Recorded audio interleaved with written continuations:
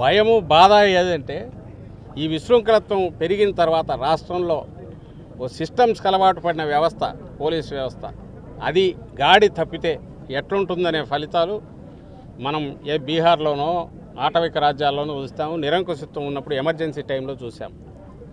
ఇప్పుడు మళ్ళీ అది రుచి చూపిస్తున్నారు. మళ్ళీ వెనక్కు తెచ్చుకోవడం కష్టం. చంద్రబాబు నాయుడు గారికి అది తెలిసినట్లేదు. రెండవది, నువ్వు నాటిన విత్తనం ఈరోజు ఏదైతే రేపు దాని ఫలాలు ఎట్లుంటాయి అనేది కూడా ఆయన ఊహించట్లేదు. భయంకరంగా ఉంటాయి. ఇంత సింపుల్ అనుకోరా.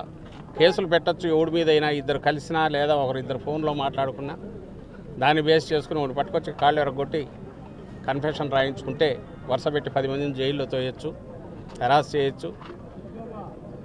ఏదంటే అది స్థానిక సంస్థల ఎన్నికల్లో చూసాం. ఈ మధ్య జరిగిన ఉప ఎన్నికల్లో నిన్నటికి నిన్న తెనాలిలో చూసాం. కేసు ఏదన్నా తప్పుడు చేస్తే కేసు పెట్టచ్చు, తప్పులేదు. రోడ్డు మీద కూర్చోబెట్టి సినిమాల్లో కదా మనం చూసి భయం వేస్తుంటుంది, ఒళ్ళు గగురు పడుస్తుంది. కాకి డ్రెస్ వేసుకొని బూట్కాలు కళ్ళ మీద పెట్టి లాఠీలతో బాస్తున్నారంటే మళ్ళీ లాఠీ మార్చి లాఠీ. అసలు ఎక్కడున్నాం మనం?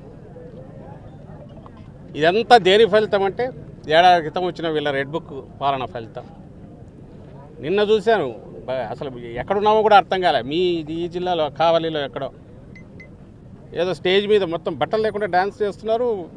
అసలు దానికి ఎక్కడ ఇంతవరకు ఎప్పుడు ఇట్లా జరగల. ఎక్కడైనా కొండల్లోనో ప్రైవేట్ గెస్ట్ హౌస్లోనో ఎక్కడైనా జరిగితే ఏమని అనుకోవచ్చు. ఎవరు పట్టించుకునేవారు. మన సొసైటీలో సభ్య సమాజంలో ఓపెన్గా జరుగుతున్నాయి ఇవన్నీ. ఎందువల్ల ఇది సిస్టమ్ ఫెయిల్ అయిపోయింది. వాళ్ళకు తాబేదారులుగా ఉండే అధికారులను ముందు పెట్టి నడిపిస్తున్నారు.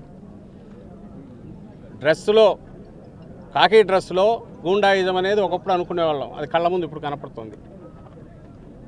వాళ్ళు ఒకసారి అదుపు తప్పినాక వాళ్ళకు వాళ్ళే రాజులు అవుతారు. అప్పుడు ఏ వ్యవస్థ పనిచేయదు. చంద్రబాబు నాయుడు గారికి అది ఎక్కినట్లేదు. ఆయనకు కానీ ఆయన కొడుకు కానీ ఈ ప్రభుత్వానికి కానీ ఏం పర్వాలేదు. వైఎస్ఆర్సీపీ బలమైన పార్టీ మరింత బలపడుతోంది.